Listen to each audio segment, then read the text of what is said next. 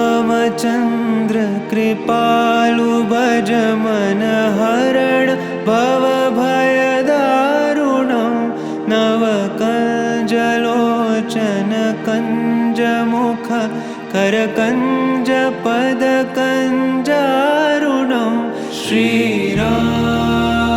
श्रीराम श्रीराम श्रीराम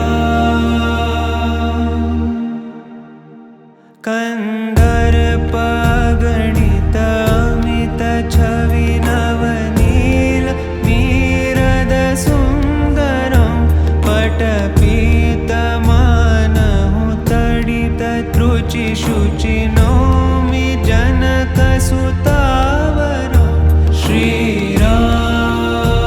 श्रीराम श्रीराम श्रीराम भजुदीनबन्धु दिनेश दानव दैत्यवंशनिकन्दनं रघुनन्द आनन्द कंद कौशल चन्द दशरथ नन्दनं श्रीराम श्रीराम श्रीराम श्रीराम शिरमुकुट कुण्डल तिलक चारु दारु अङ्गविभूषणम् आजानुभुज शरचापधर सङ्ग्रामचित खरदूषणं श्रीराम श्रीराम श्रीराम श्रीराम इति वदति तुलसीदास शङ्कर शेषमुनि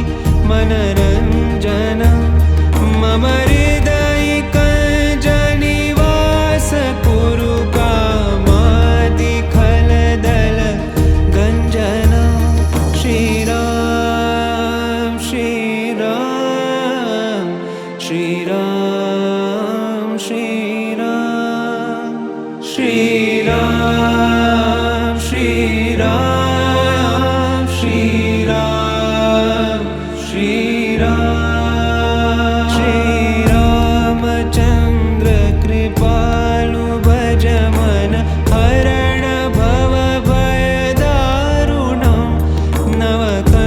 नवकञ्जलोचन कञ्जमुख करकञ्ज पद